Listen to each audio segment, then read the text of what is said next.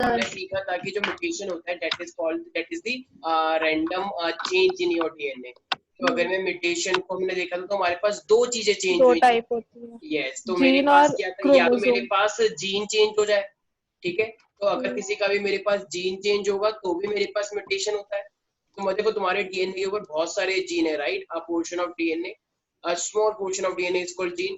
तो अगर जीन के अंदर कोई भी स्ट्रक्चर चेंज हो जाएगा, जीन का कोई भी एक जैसे कोड होता है जीन में भी, तो अगर वो चेंज हो जाएगा तो तब भी क्या हो जाएगा, म्यूटेशन। और अगर मान लो जीन चेंज ना होकर अगर मान लो क्रोमोसोम चेंज हो जाए तो तब भी म्यूटेशन होता है। तब भी म्यूटेशन होगा, ठीक है ना। तो हमारे पास दोनों तरीके से चीजें चेंज हो सकती है। तो जीन म्यूटेशन मेरे पास कितने टाइप का होता है प्यारे प्यारे बच्चों, दो टाइप का। एक मैंने बताया था, या तो एक पॉइंट से चेंज हो जाए, तो अगर एक पॉइंट से चेंज होगा तो उसे हम क्या बोलते हैं, पॉइंट म्यूटेशन, याद आया। और अगर यस पॉइंट में ना चेंज होकर मान लो एक से ज्यादा पोजीशन पे अगर चेंज हो जाए डीएनए के अंदर, फ्रेम। तो पूरा का पूरा फ्रेम चेंज हो जाता है। तो इस चीज को हम क्या बोलते हैं, फ्रेम शिफ्ट म्यूटेशन, राइट। तो this is called yes frame shift mutation. तो हमारे पास ये दो टाइप के बेसिकली जीन म्यूटेशन थे। लेकिन क्रोमोसोम पे देखा जाए तो देखो, क्रोमोसोम में एक तो मेरे पास था स्ट्रक्चर में चेंज आना, और एक मेरे पास था नंबर में चेंज आना, राइट। तो एक तो हो जाएगा जिसे हम बोलते हैं स्ट्रक्चरल चेंज हो जाना, स्ट्रक्चरल एबरेशन बोलते हैं उसे। एबरेशन का मतलब कोई दिक्कत हो जाना, कोई भी स्ट्रक्चर में गड़बड़ होना। और एक मैंने बताया था न्यूमेरिकल एबरेशन। न्यूमेरिकल एबरेशन का मतलब क्या होता है, मेरे पास नंबर में चेंज आना, राइट। तो न्यूमेरिकल वेरिएशन जो होगा, तो अब इसमें मेरे पास दो टाइप के होते हैं, याद है, बताया था मैंने। यस एक बताया होगा एन्यूप्लॉइड ही। एन्यूप्लॉइड का मतलब क्या होता है, या तो एक ज्यादा हो जाए या फिर एक कम हो जाए। कम हो जाए। अच्छा मान लो अगर एक ज्यादा हो जाएगी, मान लो कोई से भी क्रोमोसोम पे एक क्रोमोसोम तुम्हारा बढ़ गया, तो उसे हम क्या बोलेंगे फिर, ट्राइसोमी। यस। क्योंकि हमारे हर पेड़ पे दो दो क्रोमोसोम है, दो हाँ पेयर। लेकिन अगर मान लो जैसे मान लो सुकृति, और क्या हालचाल, ठीक है सर। मैंने सुना है तुम्हारी तबीयत खराब हो रखी है, वो थोड़ी सी हो गई थी। और खाओ चिकन बाहर का, तो नहीं ना, बाहर का चिकन खाओगे वो क्या पता उसे कोरोना हो रखा हो, और तुमने वो खा लिया हो। हाँ हाँ सही में से हो जाएगा। अब तो कुछ नहीं हो सकता, और खाओ चिकन हाँ बाहर सर, मंगा चिकन के। तो खाना ही नहीं अभी। हाँ वही चिकन में, चिकन तो नहीं, वैसे भी चिकन तो नहीं, कहाँ कहाँ पे मुंह मारता है अपना, बताओ। नाले के पास ही, नाले के पास इतने सारे होते हैं, छी बताओ। छी। हाँ ठीक है, अच्छा अब छी बोल लो। सुकृति और का जब विश्वास उठ तो जाएगा मैं नहीं खाती चिकन से। Sir chicken. नहीं खाना चाहिए था।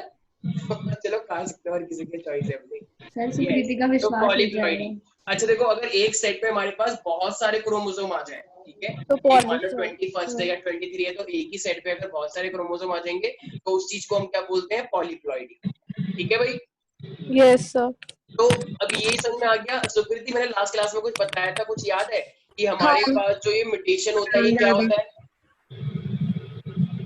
क्या होता है ये जो सिर्फ म्यूटेशन इसमें होता है हमारे, इसमें वो होता है ना डीएनए। डीएनए तो होता है, डीएनए लेकिन क्या होता है, इसमें से शायद डीएनए चेंज हो जाता है या कुछ। हाँ हाँ सही बोल हाँ रही है। बिल्कुल सही बोल रही हो। देखो हमारी बॉडी में वेरिएशन होता है, इतना तो पता ही होगा। तो हमारी बॉडी में जो ये वेरिएशन होता है, तो अगर ये टाइम धीरे धीरे कम टाइम में धीरे करके आता रहे तो ये अच्छी बात है, क्योंकि हर जनरेशन के अंदर चेंजेस होते हैं और वो अपने आप में बहुत अच्छी बात होती है। लेकिन अगर मान लो कम टाइम में अगर ज्यादा चेंज आ जाए, तब तो इसे हम वेरिएशन कहेंगे ना। मैंने एग्जाम्पल लिया था, जैसे स्पाइडरमैन था, राइट, उसका पूरा डीएनए चेंज हो गया था, याद आया। अरे याद नहीं है क्या कुछ, यस सर, याद है Yes, सर। ऐसे याद एक्समैन है। होते हैं, तो एक्समैन में भी क्या हाँ होता है सर, हमारे मैंने पास, कल ही देखी एक्समैन। हाँ तो उनको क्या बोलते हैं, म्यूटेंट, देखा है। म्यूटेंट बोलते हैं, यस हाँ सर। तो ये म्यूटेंट, ये इंसान नहीं है, मारो इसे। हाँ तो इस तरीके से उस चीज को हम क्या बोलते हैं, म्यूटेंट बोलते हैं, ठीक है। Yes, sir. तो एक सेकंड,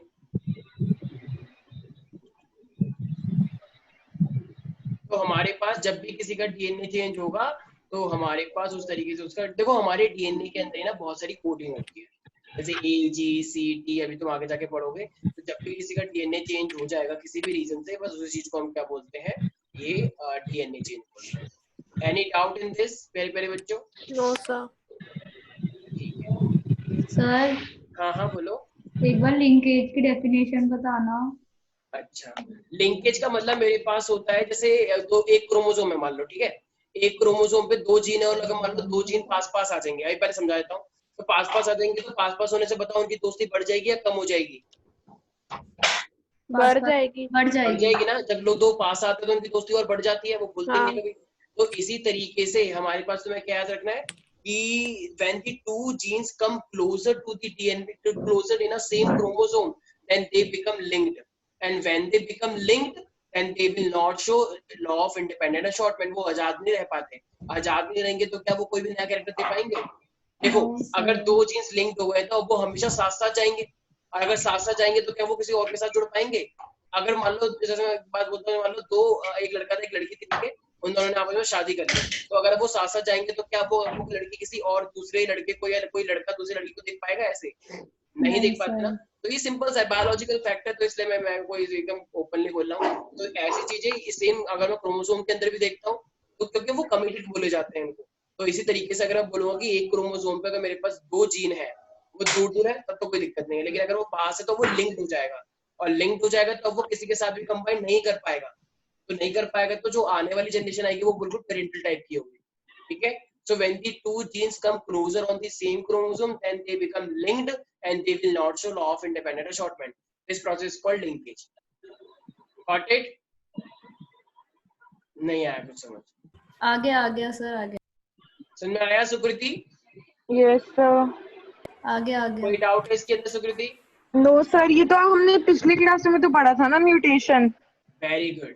तो अब देखो, अब स्पाइडरमैन की मूवी देखी सबने? Yes sir. तो स्पाइडरमैन की मूवी अगर तुमने देखी होगी तो याद है जब पीटर पार्कर को एक मकड़ी काट लेती है? Yes sir. तो आप बच्चों को कुछ नहीं पता है। हाँ सर, देखिए। देखो ये कौन है? पीटर पार्कर दिख रहा है? देखो अब ये इसकी बॉडी के अंदर का हिस्सा इसे दिख रहा है। देखो ये, देखो इसका डीएनए था, अब ये इसका डीएनए जुड़ के एक नया डीएनए जुड़ा या नहीं जुड़ा?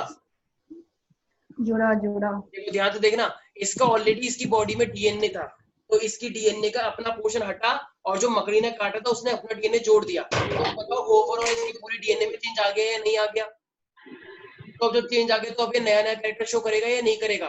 बिल्कुल शो करेगा। तो अब इसके अंदर क्या आ जाएगा? एक नया नया फीचर आ जाएगा। Is that clear? मैं यहाँ पे मुंह बदतमीज है, ठीक है, तो कोई दिक्कत नहीं है इसके अंदर। तो इसका मतलब ये नहीं है कि तुम भी मकड़ी से कटवाओ। इसका मतलब ये नहीं है कि तुम भी जाओ मकड़ी को पकड़ो, कहो मेरे काट में मैं मकड़ी वुमेन बनूंगी। ऐसा नहीं करना है, ठीक है, हालत खराब हो जाएगी, फिर कोई इलाज भी नहीं करेगा। ठीक है, is that clear Sukriti? Yes sir. ठीक है, तो ये म्यूटेशन हमारे पास होता है और ये बहुत तरीके से इस तरीके से हो सकता है हमारे पास। Any single doubt? तो अब देखो, अब अगर मैं म्यूटेशन की एक बेटर डेफिनेशन लिखना चाहूंगा तो क्या बोलना ठीक रहेगा?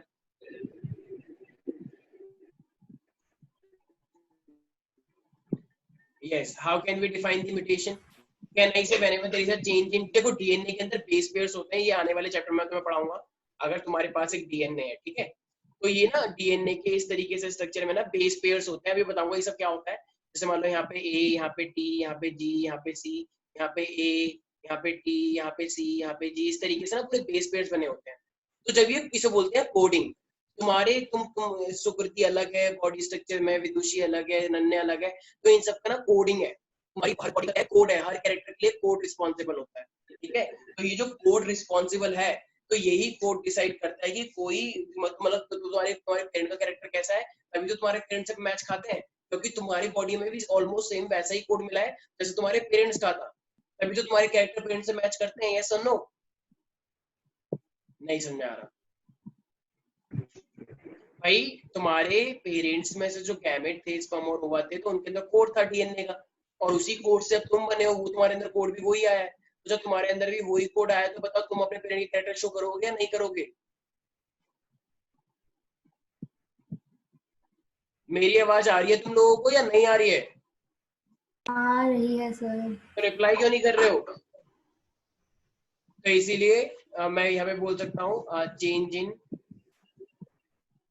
चेंज और एल्ट्रेशन। एल्ट्रेशन का मतलब चेंज होना, चेंज और alteration in the sequence of DNA, in the sequence of DNA, ठीक है। तो इससे बताओ उसका फेनोटाइप चेंज होगा या नहीं होगा? स्पाइडरमैन कुछ और मतलब जो पहले पीटर पार्कर था वो स्पाइडरमैन बन गया, राइट? इसी तरीके से रियल में भी हमारी बॉडी में कुछ अलग अलग टाइप के चेंज आते हैं। स्पाइडरमैन नहीं बनोगे रियल में, लेकिन कुछ और जरूर बन जाओ। तो कैन आई से दैट वो फेनोटाइप चेंज कर देगा? फेनोटाइप का मतलब जैसे मान लो तुम्हारे यहाँ पे पहले स्किन का कलर कुछ और था, और जब तुम्हारा डीएनए चेंज हुआ तो कुछ और हो गया।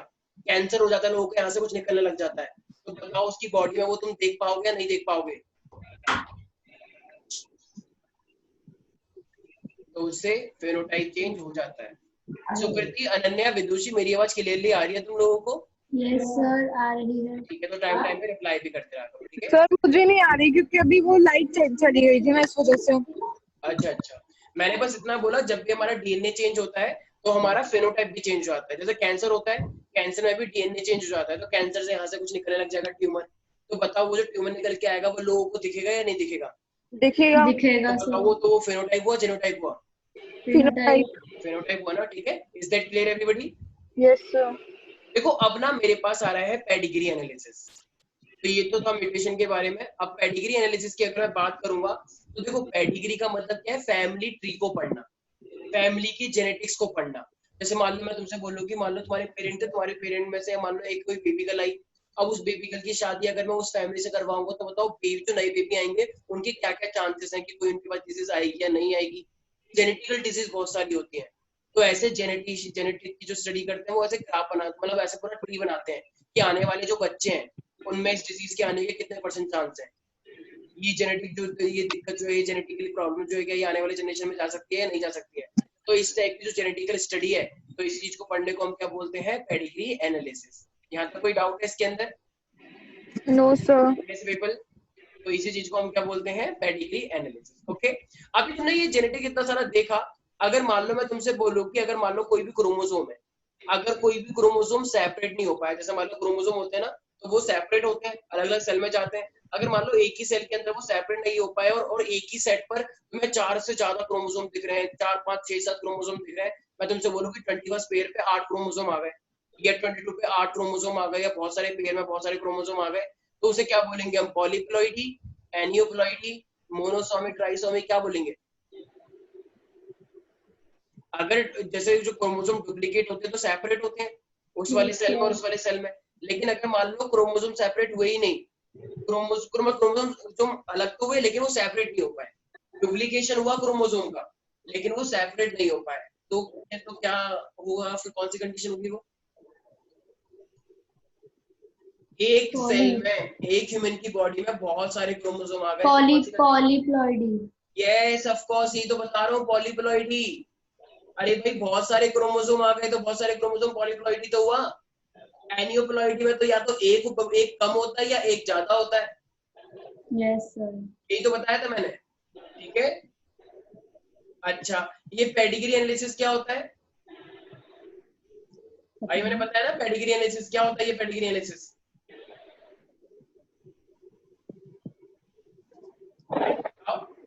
ये पेडिग्री एनालिसिस क्या होता होगा? तो दोबारा बताना। पेडिग्री एनालिसिस अभी अभी मैंने समझाया जस्ट। पेडिग्री एनालिसिस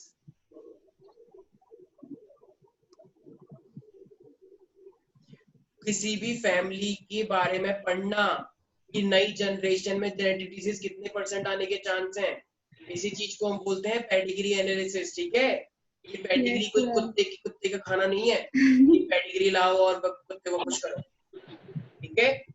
तो पेडिग्री एनालिसिस का मतलब क्या होता है? किसी भी फैमिली मतलब के बारे में पढ़ना, किसी की फैमिली के बारे में पढ़ना कि उसके कितने बच्चे हुए, उसके बच्चे होने के बाद उन बच्चों में कितनी डिजीज वो जा सकती है और कितनी नहीं जा सकती है। तो कहना इसे it is the inheritance pattern of a trait in human being, कि किस तरीके से इनहेरिटेंस जा रहा है, इनहेरिटेंस किस तरीके से फैल सकता है, किस तरीके से नहीं फैलेगा, राइट? तो एक तरह से हम क्या कर रहे हैं यहाँ पे? हम इनहेरिटेंस के पैटर्न को पढ़ना चाह रहे हैं। इनहेरिटेंस का मतलब सिमिलर कैरेक्टर का ट्रांसमिशन होना, राइट? जैसे वाली मूवी देखिए पा। Yes sir. मान लो पा की शादी हुई, ठीक है, और शादी करवाएगा, तो मान लो अगर उसके बेबी होता है तो वो डिजीज में भी जाएगी। सपोज कर लो तो अब मान लो अगर उसके ग्रैंडफादर, तो उसके ग्रैंडफादर को होता है ये, अब उसके बच्चों में ये डिजीज कितने % चांस तक जा सकता है, तो उसी चीज को अगर हम पढ़वाएंगे या कितने चांसेस हैं, तो वो क्या होगा मेरे पास? कौन सी कैटेगरी में आएगा सब? Pedigree analysis, right? तो ये इंपॉर्टेंट क्यों है? ये पेडिग्री एनालिसिस इंपॉर्टेंट क्यों है, बताओ? ऐसा क्या फायदा वेरिएशंस पता चलती है। यस, इससे हमें ये पता लग सकता है कितने % चांसेस हैं कि डिजीज फैलेगी या नहीं फैलेगी, राइट? तो इसको कंडक्ट करवाया जाता है, इससे हम चांसेस देके जाते हैं। तो इस चांसेस को देखने के लिए ना हमारे पास कुछ ना हमने वो मान रखे हैं, कुछ स्टैंडर्ड मान रखे हैं किस तरीके से हम क्रॉस को रिप्रेजेंट करेंगे। तो देखो जैसे मेल है, तो ये सिंबल्स हैं जो हम पेडिग्री एनालिसिस में यूज करते हैं। तो ये मेरे पास सिंबल जब भी तुम बनाओगे, इसका मतलब क्या है, ये मेल, ठीक है ना। इस बॉक्स का मतलब क्या होता है, मेल। मेल। और ऐसे सर्कल, अगर तुमने सर्कल बनाया है तो उसका मतलब क्या है, फीमेल। तो अगर ऐसा बॉक्स बनाया जाएगा तो मेल, और ऐसा बनाया जाएगा तो फीमेल, ठीक है।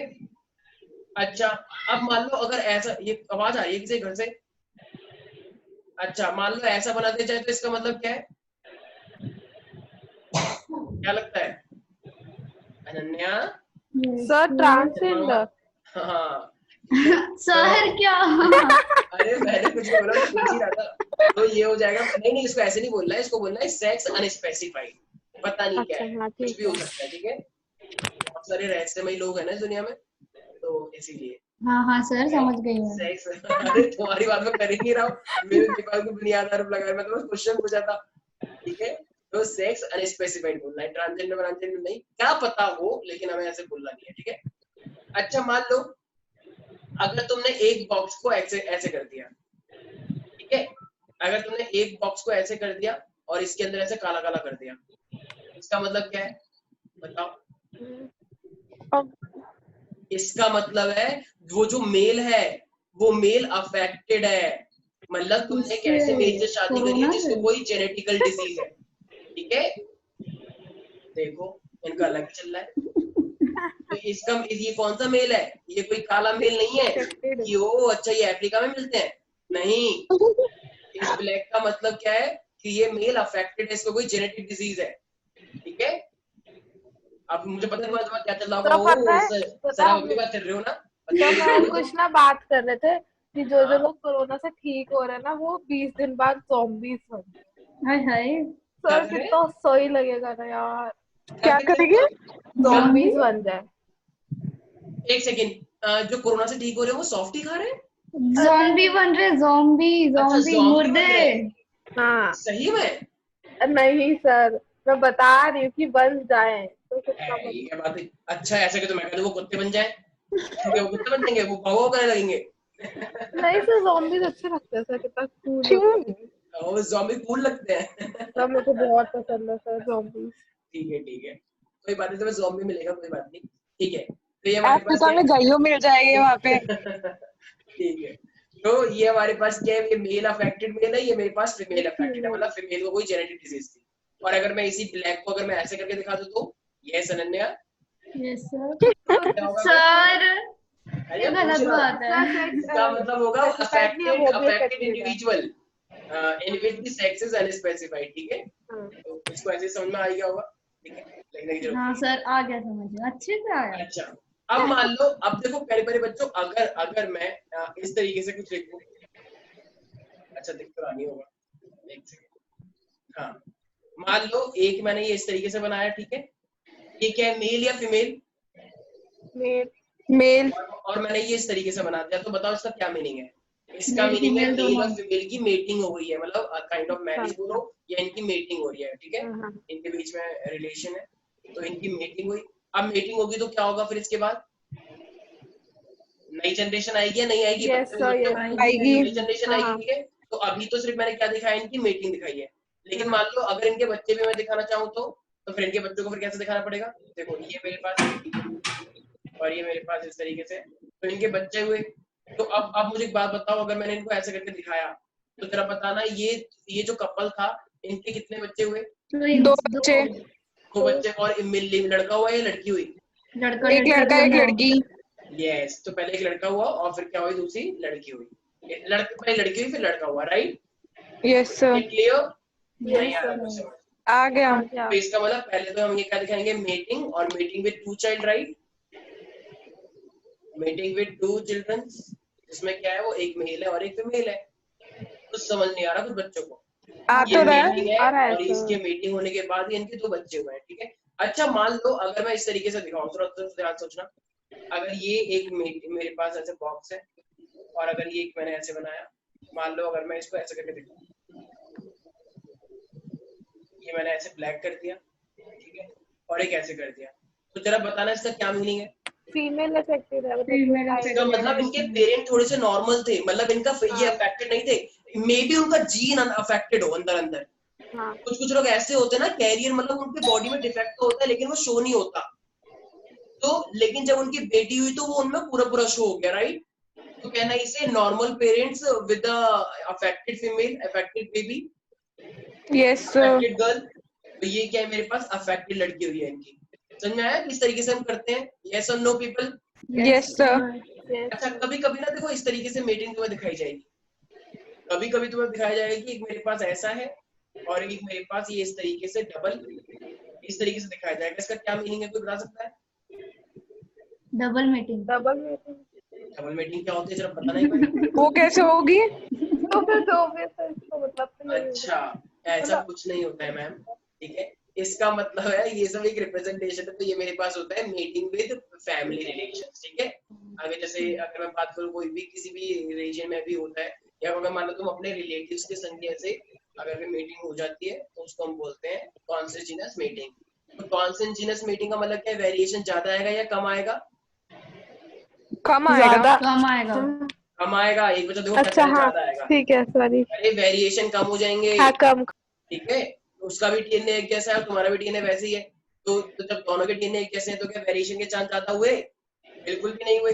तो वेरिएशन के चांस ज्यादा ही नहीं हुए तो फिर कैसे आ जाएगा, ठीक है। तो इसे हम क्या बोलते हैं, मेकिंग बिटवीन रिलेटिव्स। तो रिलेटिव्स के बीच में अगर हो जाना, मतलब तुम्हारे अगर कोई भी रिलेटिव है तो उसको हम बोलते हैं कंसिजेंस मीटिंग। यहाँ तक कोई भी दिक्कत है? Ananya, Sukriti, Vidushi? No sir. Sir ठीक है। अच्छा मुझे बात बताओ, अगर एक तुम्हें ऐसे दे रखा है ऐसे, इसका क्या मीनिंग है?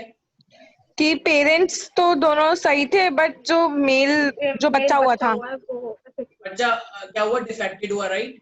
हाँ हाँ। सर। और लड़का हुआ है लड़की हुई है वो? लड़का। लड़का। अच्छा ऐसा कैसे हो सकता है कि पेरेंट्स एकदम नॉर्मल हो और बच्चा अफेक्टेड हो जाए? जीन से अफेक्टेड होंगे ना, ऐसा कैसे हो सकता है कि पेरेंट्स नॉर्मल हो बच्चा अफेक्टेड? क्या ये जीन से जायज है? अफेक्टेड होंगे। अरे जीन्स। Yes, jeans. क्योंकि इसका मतलब ये जो मेरे पास पोर्शन है ना, यहाँ पे जरूर कुछ ऐसी चीज हो रही है कि उनके जीन्स में तो अफेक्टेड है लेकिन वो अफेक्टेड शो नहीं हो पाए, राइट, पेरेंट्स में। लेकिन जब बेबी इनकी हुई तो बेबी के अंदर शो हो गए। इसका मतलब पक्की बात है, अफेक्टेड वाला क्रोमोसोम और अफेक्टेड वाला मदर का क्रोमोसोम मिलके पूरा अफेक्टेड हो गया, राइट। Yes sir. जैसे मान लो एक फीमेल, मैंने बोला एक्स एक्स, तो ये जो एक्स एक्स है, मान लो ये फीमेल का एक एक्स खराब है, मतलब अफेक्टेड है, तो वो वाली फीमेल का एक एक्स तो ठीक है ना, तो वो फीमेल क्या है, नॉर्मल। लेकिन इसे प्योर नॉर्मल नहीं बोलते, इसे हम क्या बोलते हैं, कैरियर।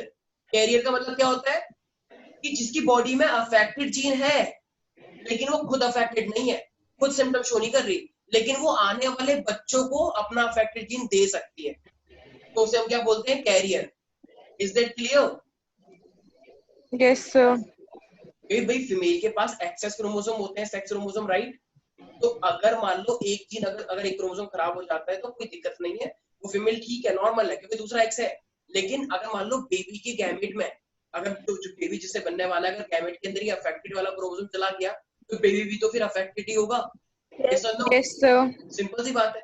तो इसीलिए इस टाइप अब ना इस चीज को देखते हुए हम काफी सारे क्वेश्चंस करेंगे, ठीक है।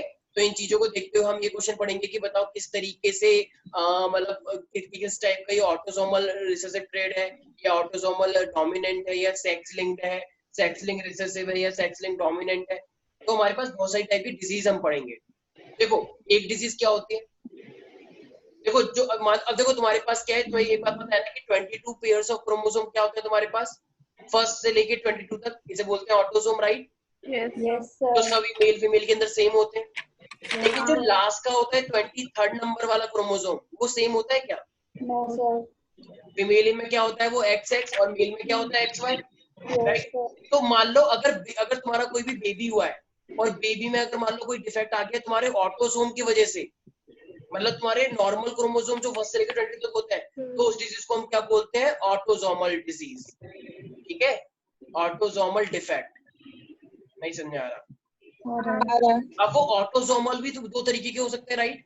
या तो वो तुम्हारा जो क्रोमोसोम गया है या जो जीन गया है, या तो वो डोमिनेंट हो सकता है, डोमिनेंट की वजह से, या वो रिसेसिव की वजह से हो सकता है।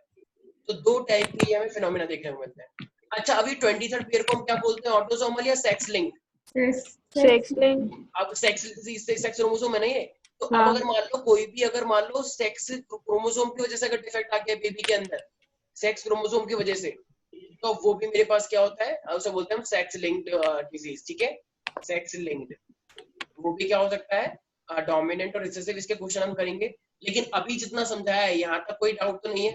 No sir. जितना भी क्वेश्चन करवाया मैंने पेडिग्री का, नो सर। मेरे मेरे बच्चों कोई डाउट है इसके अंदर? Sukriti? No sir. Sir 1 minute वाली स्लाइड रखना, मेरे को लिखना है। हाँ श्योर श्योर। तो फर्स्ट से अच्छा मुझे बताओ, अच्छा आईज हैं, क्या आईज सिर्फ फीमेल्स में होती हैं, मेल में भी होती हैं? मेल में भी होती है। यस, तो वो ऑटोसोम कंट्रोल कर रहा होगा या ये सेक्स क्रोमोसोम कर रहा होगा? ऑटोसोम। वैसी बात है, ठीक है। अच्छा अगर मैं बात करूँ दाढ़ी और मूंछ, वैसे तो फीमेल की भी आ जाती है बाद में, वैसे आजकल मैंने सुना है कि लॉकडाउन में बहुत सारी लड़कियों की दाढ़ी मूंछ आ गई है। अनन्या कुछ सर मैं नहीं हूँ। अनन्या तुमने वो करा था ना, शेविंग क्रीम लगाई थी? सर मैं नहीं हूँ सर, मैं इसमें नहीं आती। चलो ठीक है, अरे मजाक कर रहे हैं। विदुषी तुम ज्यादा मत हंसो, तुम्हारी तुमने भी काटी थी दाढ़ी मूंछ नहीं है अरे तुम्हारी? सर कुछ भी सर, कुछ भी।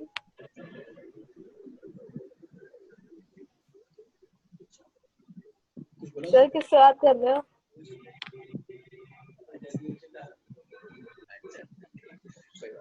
हाँ, क्या हुआ भाई, तुम्हें समझ नहीं आ किससे रहा? बात कर रहे थे सर आप? मैं कुछ नहीं, वो मैं क्लास के बीच में? चुप हो जाओ, तुम बदतमीज हो क्या?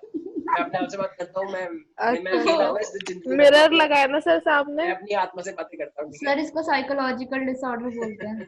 चलो माइंड योर लैंग्वेज। चलो भाई, अब हमारे पास ये आ रहा है कुछ जेनेटिक डिसऑर्डर, ठीक है? मैं जिंदगी में बहुत तन्हा हूँ, तो मुझे अपने आप से बात करना बहुत अच्छा लगता है। ओहो सर, अपना फेवरेट होना इतने भारी शब्द का प्रयोग ना करिए। चलो भाई ठीक है, अब हमारे पास क्या है, जेनेटिक डिसऑर्डर। तो जेनेटिक डिसऑर्डर की वजह से मेरे को क्या होगा, पहले तो मैं नॉर्मल था, लेकिन जब से मैंने नशे मिला तब से मेरे को ये आदत लग गई है, पता नहीं क्यों। बस सर बस। अच्छा, अब ये जेनेटिक डिसऑर्डर मेरे पास 2 तरीके से होते हैं। वो देखो सुकृति कितनी चुप बैठी हुई है, क्या कर रही हो तुम सुकृति? बीमार है ना सर। हाँ, चिकन खा रही होगी ना, और खाओ चिकन। हाँ हाँ, मुझे पता है मुंह के अंदर खूब चिकन रख रखा है। अब कौन बोले इतना सारा?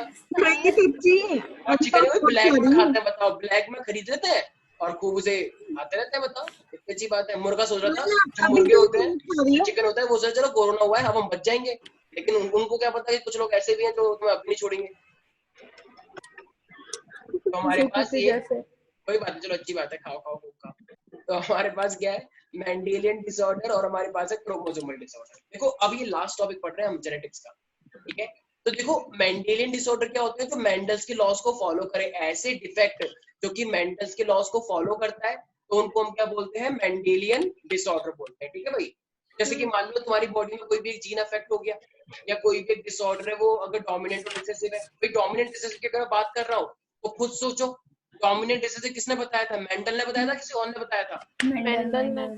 ठीक है ना? अब मान लो अगर वो नेक्स्ट जनरेशन में ट्रांसमिट हो रहा है, वो मेंडल जैसा शो हो रहा है 9:3:1 इस तरीके से, या 1:2:1, मतलब वो मेंडल के लॉस को पूरा पूरा फॉलो कर रहा है, मेंडल्स के प्रिंसिपल को फॉलो कर रहा है, तो उन डिजीज को क्या बोलना चाहिए, मेंडेलियन या क्रोमोसोमल? तो मेंडेलियन डिजीज की तो क्यों बोला जाता है, या तो उसके जीन में डिफेक्ट हो, अगर वो डोमिनेंट डिजीज की तरह शो हो रहे हैं, और वो अपने मेंडेलियन कैरेक्टर क्या हो रहे हैं, एक जनरेशन से दूसरी जनरेशन में जा रहे हैं, और वो कैसे इफेक्ट शो कर रहे हैं, जैसे कि मेंडल ने अपना ये क्रॉस रॉस करके दिखाया था, राइट? नहीं आ रहा कुछ समझ? तो इसे हम क्या बोलते हैं, मेंडेलियन डिसऑर्डर। अच्छा, क्रोमोसोमल डिसऑर्डर फिर क्या होते होंगे? जो क्रोमोसोम्स में होते हैं। क्रोमोसोम होते हैं जो, और जो मेंडल के लॉस को फॉलो ना करे, जो मेंडल के लॉस को फॉलो नहीं करते हैं, जो कि कुछ भी हो सकता है, कोई भी तुम्हारा क्रोमोसोम का स्ट्रक्चर चेंज हो गया, तुम्हारे क्रोमोसोम के नंबर कम हो गए, मान लो किसी की बॉडी में एक क्रोमोसोम कम है, या मान लो किसी की बॉडी में एक एक्स्ट्रा क्रोमोसोम आ जाए, तो ये जो एक्स्ट्रा क्रोमोसोम आ रहा है या एक्स्ट्रा क्रोमोसोम कम हो रहा है, तो इन सबको हम क्या बोलते हैं, क्रोमोसोमल डिसऑर्डर। नहीं आ रहा कुछ समझ सुकृति को? आ रहा है सर। ठीक है, तो अब हमारे Yes, पास sir. मैंने तुम्हें क्या बताया कि अब देखो ऑटोसोमल है, तो ऑटोसोमल रिसेसिव और डोमिनेंट हो सकता है, यस और नो? Yes sir. तो सबसे पहले हम मेंडेलियन के बारे में पढ़ते हैं। तो अनन्या, मैंने क्या बताया, मेंडेलियन डिसऑर्डर में क्या क्या चीजें हो सकती हैं? डोमिनेंट और रिसेसिव। नहीं, मेंडेलियन डिसऑर्डर में मतलब क्या होता है? जो मेंडल के लॉ को वो करे, फॉलो करता हो। मेंडल के लॉ को फॉलो करे, हाँ। जिसमें डोमिनेंट रिसेसिव हो, राइट? Yes sir. तो मेंडेलियन डिसऑर्डर जो तुम्हें याद रखना है, सबसे पहले याद रखना है हेमोफीलिया, बहुत इंपॉर्टेंट डिजीज। क्या डिजीज पढ़ रहे हैं सबसे पहले हम? हेमोफीलिया। अब ये हेमोफीलिया ना एक रानी की वजह से हुआ था, ठीक है। तो वो जो रानी थी तो इसलिए रानी का नाम आया, तो क्यों ना मैं एक पिंक कलर ले लूं, क्योंकि रानी लड़कियों को ज्यादा पिंक कलर पसंद होता है। तो हमारे पास एक रानी थी जिसका नाम था क्वीन विक्टोरिया। कोई एक बच्चे ने बोला सर एलिजाबेथ थी, एलिजाबेथ नहीं याद करना है, ठीक है, ज्यादा सामाजिक विज्ञान मत दिखाना। तो सच में क्वीन हुआ था ये विक्टोरिया के बाद हेमोफीलिया? Queen Victoria. तो देखो हुआ क्या था, मैंने अभी तुम्हें क्या बताया, फीमेल के पास कितने सेक्स क्रोमोसोम होते हैं? 2। 2 XX होते हैं, राइट। हाँ। तो ये क्या हुआ था, क्वीन विक्टोरिया, भाई क्वीन विक्टोरिया तो फीमेल है, बेचारी नन्ही सी, तो रानी है ना, तो उसके पास थोड़ी वो क्रोमोसोम, क्यों भाई क्या बात हुई, वो भी तो इंसान ही है, ठीक है। तो XX है मेरे पास। तो इसका क्या था, ये जो हेमोफीलिया था ना, इसका एक X क्या था, खराब था, ठीक है। तो अगर इसका एक X खराब है, एक मतलब एक X एक क्रोमोसोम डिफेक्टेड है, तो क्या उस डिफेक्टेड क्रोमोसोम एक्सप्रेस हो पाएगा इसकी बॉडी में? No sir. क्यों? क्योंकि एक तो सही है। तो एक अगर सही है तो ये फीमेल जो है एक तरह से पूरी तरीके से नॉर्मल हुई, या फिर एक तरह से कैरियर की तरह ही काम करेगी, कैरियर। वेक्टर की तरह काम करेगी, कैरियर। कैरियर और वेक्टर की बात होती है, राइट। तो हाँ। इसने एक मेल से शादी करी, ऑब्वियस सी बात है, हमारे साथ केस थोड़ी लेंगे। तो इसने एक नॉर्मल मेल से शादी करी, एक्स और वाई। अब मुझे एक बात बताना, अब जब इनके जैसे देखो, अब इसकी अब चांसेस तो बहुत सारे हैं, इसकी लड़की भी हो लड़के भी हुए। अब अगर लड़की होगी तो लड़की तो कभी अफेक्ट हो ही नहीं सकती, या तो लड़की कैरियर बनेगी या नॉर्मल होगी, राइट। हाँ। भाई देखो, ये एक्स है और ये XH है, और ये मेल एक्स बार देगा, ये वाई देगा। अगर देखो हाँ। ये वाला क्रोमोसोम और ये वाला क्रोमोसोम अगर कंबाइन हो गया, तो जरा बताना एक बार क्या होगा, एक्स और एक्स बना, ये फीमेल नॉर्मल हुई या कोई डिफेक्ट हुआ या कैरियर हुआ? नॉर्मल। नॉर्मल लड़की हुई, कोई दिक्कत ही नहीं है इसके अंदर, बहुत अच्छी बात है। अच्छा, अब ये वाला जो एक्स है और ये वाला एक्स ये कंबाइन हो गया, तो ये वाली फीमेल क्या हुई, नॉर्मल हुई या डिफेक्टेड? डिफेक्ट। डिफेक्ट है पक्का। हाँ sir.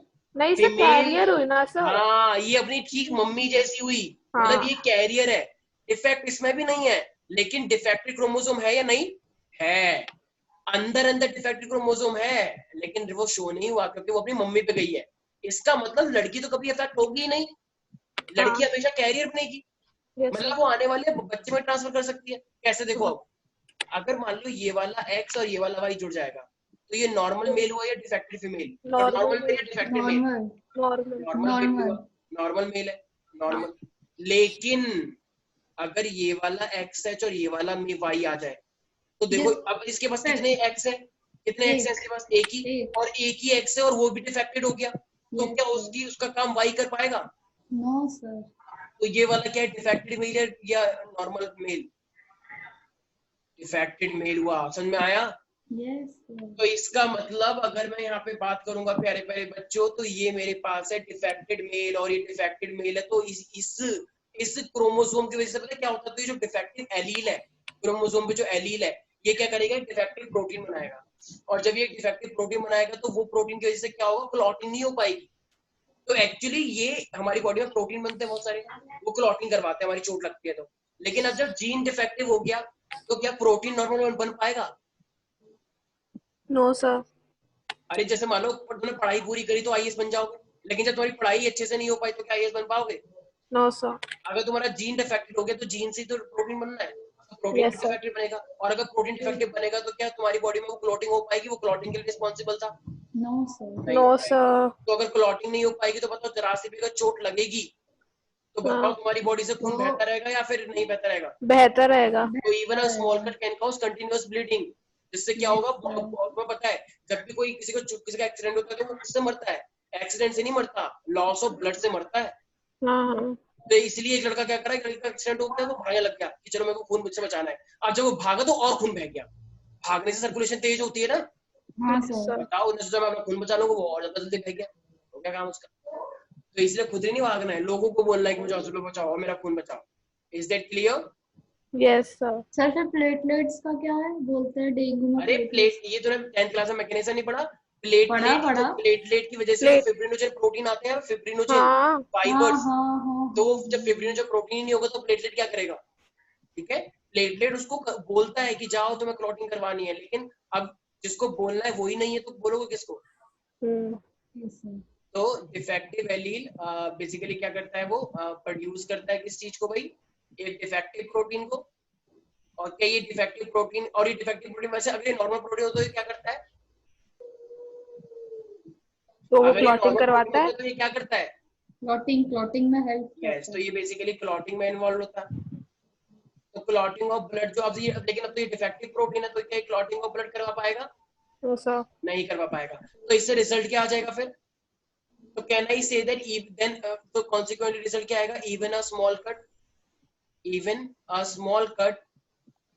will result into continuous bleeding, right? Yes sir. Or we can say non-stop bleeding. और जब नॉन स्टॉप ब्लीडिंग होगा तो ऑब्वियसली बात है वो अफेक्ट होना हो ही जाएगा।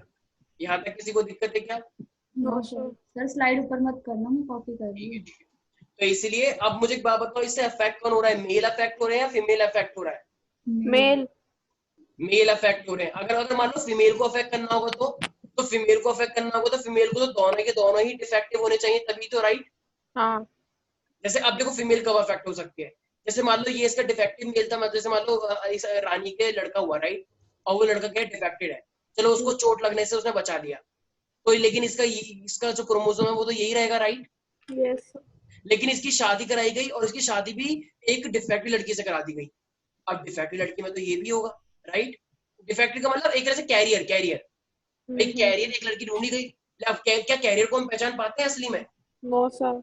एलिजाबेथ के अंदर एक क्रोमोसोम डिफेक्टिव था, तो क्या वो तुम अपनी आंखों से देख लोगे? सर विक्टोरिया थी सर। हाँ, विक्टोरिया का तो बाद में पता चला ना, हाँ। तभी तो उसकी शादी हो गई थी, मतलब उसको शादी कौन करता? तो इसका मतलब अगर देखा जाए तो अगर मान लो किसी की बॉडी में भी क्रोमोसोम में कोई डिफेक्ट है तो क्या शादी में कोई सब चेक करता है? क्रोमोसोम चेक करवाओ अपना, क्या पता नो डिफेक्ट सर। ऐसा नहीं होता है, तो बार बार से देखते हैं लोग बस। तो अब ये मेल है, अब मान लो अगर इसके ये वाला क्रोमोसोम निकला और फीमेल का भी ये वाला निकल गया, तो अब जो इससे फीमेल पैदा होगी, जो फीमेल आएगी वो डिफेक्टिव होगी या नहीं होगी? होगी सर। इसका मतलब क्योंकि इसने डिफेक्टिव क्रोमोसोम लिया फादर से और डिफेक्टिव क्रोमोसोम लिया मदर से। अब बताओ अब क्या वो शामत आ गई नहीं आ गई? अब ये वाली जो फीमेल है, ये वाली फीमेल, ये किसको ब्लेम करेगी? अपने हस्बैंड को, कि देखो तुम्हारी वजह से मेरी बेटी डिफेक्टिव हो गई। तो मेल क्या कहेगा? ऐसा कैसे हो सकता है? फीमेल बनती है एक्स से, तो अगर एक्स से बनती है तो मेरे पास तो एक ही एक्स था, तो दूसरा एक्स तो देर से आया होगा और वो भी डिफेक्टिव है, वरना तो वो कैरियर होती। समझ में आया मैं क्या कहना चाह रहा हूँ? Yes sir. तो गलती किसकी है, मेल की या फीमेल की? दोनों की। दोनों की है, क्योंकि एक कैरियर थी, कैरियर वाले को दिखता नहीं है ना, कैरियर वाले को एडवांटेज है। इसका मतलब एडवांटेज यहाँ पे किसको मिल रखा है, मेल को या फीमेल को? फीमेल को। फीमेल को एडवांटेज है कि अगर उसका एक क्रोमोसोम खराब होगा तो वो शो नहीं करेगा, लेकिन वो अपने आने वाले जनरेशन में ट्रांसफर कर सकता है। लेकिन इस वाली फीमेल को कोई एडवांटेज है क्या? No sir. इस वाली फीमेल हो गई, क्योंकि दोनों ही इसके क्या है सर, मतलब जो डिफेक्टेड वाले पर्सन होता है उसमें सिर्फ प्रोटीन वगैरह का जो एलील्स होते हैं इन्हीं में दिक्कत होती है, और कुछ नहीं होता हमारी। हाँ, सिर्फ और कोई दिक्कत नहीं है भाई। हमारी बॉडी में जो डीएनए होता है, ये आगे जाके पढ़ोगे, डीएनए से एमआरएनए बनता है, एमआरएनए से प्रोटीन बनता है, ठीक है? तो ये हमारी बॉडी में प्रोसेस चलता रहता है। लेकिन अगर मान लो तुम्हारी बॉडी का जीन ही अफेक्ट हो गया, मतलब क्रोमोसोम में अफेक्ट हो गया, तो ऑब्वियसली बात है प्रोटीन भी तो अफेक्ट हो जाएगा। अगर किसी का डीएनए ही खराब होगा तो प्रोटीन भी तो खराब बनेगा। और डीएनए किसमें होता है? क्रोमोसोम में होता है। यहाँ तक कोई दिक्कत है अनन्या? No sir. पक्का? Yes sir. ठीक है। तो ये बताओ, ये डिफेक्ट किसकी वजह से हो रहा है? सेक्स क्रोमोसोम की वजह से हो रहा है या फिर ये ऑटोसोमल की वजह से हो रहा है? Sex chromosome. तो इसको मुझे क्या बोलना चाहिए, सेक्स रिसेसिव या फिर सेक्स डोमिनेंट? पहली बात तो ये सेक्स लिंक्ड है, सेक्स डोमिनेंट। ये डोमिनेंट है पक्का? खुद सोच लो, रिसेसिव हो गया। देखो फीमेल थी, ये वाली फीमेल अफेक्टेड है या नहीं है? है सर। अच्छा, ये वाली फीमेल अफेक्टेड है? नहीं सर, कैरियर है। कैरियर है। अफेक्टेड कब है भाई? मैंने तुम्हें क्या बताया था? जब दोनों स्मॉल टी होता है तब तो वो ड्वार्फ होता है, डॉट होता है। लेकिन जब कैपिटल टी स्मॉल टी होता है तो कौन होता है? टॉल। टॉल होता है। लेकिन इसमें ऐसा हुआ क्या? नहीं, ये तो नॉर्मल है। तो इसका मतलब ये डोमिनेंट हुआ, रिसेसिव डिजीज हुआ? रिसेसिव हुआ ना, क्यों? क्योंकि जब ये दोनों प्रेजेंट हो गए तभी तो अफेक्ट हो रहा है, वरना हो ही नहीं रहा। तो ये मेरे पास क्या हुआ है, सेक्स लिंक रिसेसिव। और ज्यादातर डिजीज सेक्स लिंक रिसेसिव ही है, ठीक है भाई? तो इसे हम क्या बोलते हैं, सेक्स लिंक रिसेसिव डिसऑर्डर। किसी को दिक्कत है हीमोफीलिया के अंदर? No sir.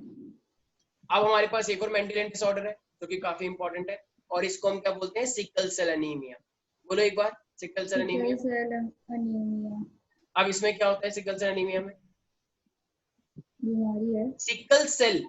अच्छा, ये सिकल सेल एनीमिया के, अच्छा अनीमिया क्या होता है वैसे, कोई बता सकता है? वो आयरन की डेफिशिएंसी जब होती है ब्लड में, जब भी तुम्हारे ब्लड के अंदर मान लो ऑक्सीजन की कमी हो जाएगी, जैसे तुम्हारा ये आरबीसी है, राइट, तुम्हारा आरबीसी इसी तरीके से होता है, राइट, बाइकनकेव शेप। यस भाई सबका जो ये आंखें नहीं है किसी की 3-3 आंखें, ये आरबीसी है, ठीक है। तो ये आरबीसी, अब मान लो कुछ भी ऐसा हो गया तुम्हारी बॉडी में कि अब ये आरबीसी ना इस शेप का हो गया है, ऐसा सिकल शेप। तो इस तरीके से तुम्हारे आरबीसी हो गए, आरबीसी हो गए। तो जब तुम्हारे आरबीसी इस शेप के हो गए तो जरा मुझे एक बात बताओ, ऑक्सीजन ज्यादा कौन गेन करेगा, पहला वाला या दूसरा वाला? फर्स्ट पहला वाला। पहले वाले का एरिया ज्यादा तो ज्यादा ऑक्सीजन, यही तो हाँ। इनके पता है ना, ऑक्सी हेमोग्लोबिन। आरबीसी के अंदर हेमोग्लोबिन होता है और वो ऑक्सी हेमोग्लोबिन बनाते हैं, यस और नो? हाँ हाँ यस सर। तो ये ज्यादा ऑक्सीजन लेंगे, लेकिन जब तुम्हारा ये बॉडी में ये सिकल सेल बन जाएगा तो वो तो ऑक्सीजन को कम लेगा, और ऑक्सीजन कम लेगा तो तुम्हारी बॉडी में क्या हो जाएगा, अनीमिया। यस यस और सर। किसकी वजह से, क्योंकि इसकी शेप कैसी हो गई है, सिकल, सिकल, ठीक है ना, बाइकनकेव से सिकल हो गई तो इसलिए इसका नाम क्या पड़ गया, सिकल सेल अनीमिया। अनीमिया का मतलब एब्सेंस ऑफ ऑक्सीजन। अब ये होता क्यों है, देखो अब ना ये क्या होता है, तो हमारी बॉडी में क्रोमोसोम नंबर 11 पे, जरा बताओ क्रोमोसोम नंबर 11 पे कितने क्रोमोसोम होते हैं? क्या सर? क्रोमोसोम नंबर 11 पे, 11th पेयर पे कितने क्रोमोसोम होंगे? 23 दो। अब यहाँ पे ना एक रिसेसिव एलील आ जाता है, एक रिसेसिव मतलब एक डीएनए का छोटा सा पोर्शन क्या होता है वो खराब हो जाता है, तो यहाँ पे एक रिसेसिव एलील आ गया। और ये रिसेसिव एलील क्या है, ये डिफेक्टिव एलील है। अगर मैं यहाँ पे बोलूँ कि रिसेसिव एलील का मतलब म्यूटेंट एलील, तो म्यूटेंट का मतलब क्या है, यहाँ पे कुछ कैरेक्टर चेंज हुआ या नहीं हुआ है? हुआ सर। म्यूटेंट का मतलब जैसे अभी दिखाया था ना स्पाइडरमैन को चेंज डीएनए हुआ चेंज हो गया, हाँ, हाँ। चेंज हुआ तो ऐसी क्रोमोसोम नंबर 11th वे पे कुछ स्ट्रक्चर चेंज हो गया, रैंडम चेंज आ गया। तो अब इसकी वजह से क्या होगा, देखो हमारी बॉडी में ना हेमोग्लोबिन होता है, सबको पता है यस सर हेमोग्लोबिन तो ऑक्सीजन लेता है, तो हेमोग्लोबिन की भी ना अपनी एक चेन होती है। तो अब ना हमारी बॉडी में बहुत सारे अमाइनो एसिड लगे होते हैं, 1 2 3 4 5 6 7 8, सबकी बॉडी में अमाइनो एसिड है और उनका एक पर्टिकुलर सीक्वेंस है। मान लो अनन्या की बॉडी में कुछ और सीक्वेंस है, विदुषी की बॉडी में कुछ और सीक्वेंस, सकते मतलब हेमोग्लोबिन जिससे बनता है वो haemoglobin is also a protein, तो वो प्रोटीन भी तो किसी किसी से मिलकर बना होगा, यस और नो? Yes sir. हेमोग्लोबिन एक प्रोटीन है, अभी मैंने बताया ना डीएनए से हमारे से प्रोटीन, तो उसका भी अपना एक कोड होता है। तो देखो हमारे पास ना क्या होता है, ये जो चेन है हेमोग्लोबिन की, तो 6th पोजीशन देखो, तो ये जो 6th पोजीशन है ये वाली, तो 6th पोजीशन पे एक्चुअली होता क्या है, बहुत सारे अमीनो एसिड लगे होते हैं, valine, isoleucine, tryptophan, glutamic acid, एसिडीन, histidine, leucine, isoleucine, tryptophan, methionine, बहुत सारे टाइप के अमीनो एसिड होते हैं। लेकिन तुम्हें जितना बता रहा हूं उतना ध्यान रखना, तो 6th पोजीशन पे एक्चुअली में क्या लगा होना चाहिए था, ग्लूटामिक एसिड, ग्लूटामिक एसिड। लेकिन हुआ क्या, ग्लूटामिक एसिड को हटा दिया गया, और ग्लूटामिक एसिड हटने के बाद क्या आ गया वहां पे, वेलाइन आ गया, वेलाइन। तो पहले 6th पोजीशन पे कौन था हेमोग्लोबिन की चेन के अंदर, अनन्या? रिपीट करना पहले हेमोग्लोबिन की चेन के अंदर 6th पोजीशन में कौन था, ग्लूटामिक ग्लूटामिक एसिड। एसिड। और अब कौन आ गया, वेलिन। वेलिन। तो इससे इसी सब्स्टिट्यूशन से, इसी सब्स्टिट्यूशन जो ये अमीनो एसिड का हुआ है, इसी की वजह से मेरे पास क्या होता है, ये एलील रिसेसिव हो जाता है, आई मीन म्यूटेंट हो जाता है, चेंज हो गया कुछ। तो इसी की वजह से जो तुम्हारे नॉर्मल बाइकनकेव ये जो थे आरबीसी, इसकी शेप कैसी हो जाएगी, चेंज हो जाएगी। और जब चेंज हो जाएगी तो तुम्हारी बॉडी में ज्यादा ऑक्सीजन आ जाएगी या कम आ जाएगी, कम। कम आ जाएगी। तो इसकी वजह से तुम्हें क्या हो जाएगा, ये सिकल सेल अनीमिया हो जाएगा। Is that clear? Yes sir. तो ये डिफेक्ट कहाँ पे हुआ है, क्रोमोसोम नंबर 1 पे, 2 पे, 14 पे, किस पे, 11। यस। तो यहाँ पे एक चीज तुम्हें स्पेशल ध्यान रखनी है, क्या कि ये डिजीज क्यों हुई है, तो एक लाइन बहुत इंपॉर्टेंट है। तो इसका रीजन क्या है, देखो हर्ट सब्स्टिट्यूशन हुआ है ना। अच्छा पहले कौन था और कौन आ गया फिर, ग्लूटामिक एसिड था और वेलिन आ गया। Yes. So substitution of glutamic acid bye valine, और किस पोजीशन पे था वो, 6 yes, at the 6th। 6th position of. और ये चेन देखो, हेमोग्लोबिन के अंदर बहुत सारी चेन होती है, alpha, beta, gamma, delta, 4 chain होती हैं। तो बीटा वाली देखनी है, बीटा दूसरे नंबर वाली, ठीक है। तो दूसरे नंबर वाली जो प्रोटीन चेन है, तो it valine at the 6th position of कौन सी वाली हेमोग्लोबिन, अल्फा, बीटा, गामा या डेल्टा, बीटा। यस। तो 6th position of the beta globin chain of haemoglobin. Sir ये अल्फा बीटा वाला दोबारा बताओ। हाँ, ये मेरे पास जो हेमोग्लोबिन होता है ना, उसकी इसकी 4 चेन होती हैं, ठीक है, अल्फा, बीटा, गामा और ये डेल्टा। तो तुम्हें ये जो चेंज हुआ है ना, ये हेमोग्लोबिन की बीटा वाली चेन के अंदर हुआ है। अच्छा बाकी सब सेम है, छोटे से चेंज से इतना कुछ चेंज हो जाता है, बताओ। ठीक है भाई, तो अगर क्वेश्चन पूछेगा कि इसका मेन रीजन क्या है, तो आपको क्या बोलना है, substitution of glutamic acid by the valine at the 6th position of the globin chain of haemoglobin. यहाँ तक कोई दिक्कत है प्यारे प्यारे बच्चों? नो ये सर। लिखने दो, सुकृति, लिखने अनन्या, दो। विदुषी। नहीं है सर। तो फाइनली अगर मैं सिकल सेल एनीमिया की बात करूंगा अनन्या, तो कौन सी शेप से कौन सी शेप बन गई है आरबीसी की? बाइकनकेव से सिक्कल। हाँ, तो सिकल से तो ज्यादा ऑक्सीजन कौन कंबाइन करेगा, बाइकनकेव या सिकल? ओ बाइकनकेव। बाइकनकेव ज्यादा करेगा, तो ज्यादा अच्छा है। अभी अभी मेरे पास क्या है, सिकल या बाइकनकेव? बाइकनकेव। बाइकनकेव। लेकिन जब किसी को सिकल सेल हो जाएगा, मतलब जब किसी की क्रोमोसोम 11 में चेंज हो जाएगा, एक रिसेसिव जीन आ जाएगा वहां पे, तो वहां पे फिर ये दिक्कत हो जाएगी, ठीक है ना। तो ये लास्ट, अच्छा तो ये बताओ, ये क्या है, ये ऑटोसोमल रिसेसिव डिजीज है या फिर सेक्स लिंक्ड, क्या लगता है? ऑटोसोमल। यस, क्यों क्यों ये ऑटोसोमल क्यों है? क्योंकि इसमें क्योंकि किसी मतलब 11th पेयर में है ना सर, इसलिए। हाँ, फर्स्ट से लेके 20 हाँ तक ऑटोसोम्स होते हैं। हाँ हाँ। तो ये डिफेक्ट सेक्स पे थोड़ी हुआ है, डिफेक्ट तो 11th पे हुआ है ना। तो ये ऑटोसोमल रिसेसिव है, ठीक है। यहाँ पे तो मैंने पहले लिख दिया रिसेसिव एलील, तो ऑटोसोमल रिसेसिव डिसऑर्डर। नहीं आया कुछ समझ? हो गया सर। तो मेंडेलियन डिसऑर्डर समझ में आ गए। दो डिजीज पढ़े हैं बहुत इंपॉर्टेंट, एक क्या पढ़ा है, हेमोफीलिया। सर लिखने तो देते हैं। अच्छा अच्छा। हाँ सर दो तो लास्ट लाइन बहुत इंपॉर्टेंट है। लास्ट लाइन क्या है मेरे पास, substitution of glutamic acid by the valine. ये सब क्या है, ये ग्लूटामिक एसिड, वेलिन, ये सब क्या है? Amino acid, protein amino acid से बनता है। हमारी बॉडी में 20 टाइप के अमाइनो एसिड होते हैं, alanine, glycine, valine, leucine, glutamic acid, histidine, aspartic acid, methionine, ठीक है, आर्जिनिन, लाइसिन, इतने सारे टाइप के अमाइनो एसिड होते हैं हमारी बॉडी में, बहुत टाइप के, सेरीन। तो पढ़ोगे आगे जाके, ठीक है, कोई दिक्कत तो नहीं है इसके अंदर? कुछ नहीं नो पढ़ा, सर। ठीक है। तो आज इतना ही रखते हैं, ठीक है, बाकी करते हैं हम नेक्स्ट क्लास के अंदर। ओके अनन्या भी सर। चली गई है, ठीक है। नहीं नहीं सर, मैं हूँ। नहीं नहीं, वो सुकृति, सॉरी। चलो मिलते हैं नेक्स्ट क्लास में, ओके ठीक है। सर। तुम्हारा नेक्स्ट क्लास में ये वाला चैप्टर खत्म हो जाएगा, ठीक है।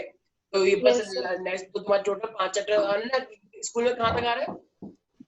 सर फर्स्ट, फोर्थ तक। 4 तक आ रहा है, ठीक है, हो जाएगा, कोई हाँ। दिक्कत नहीं है। मैं अब इसके बाद में न्यूमेरिकल वो लूंगा, I mean revision session Numerical. लूंगा फर्स्ट यूनिट का, ठीक है ना।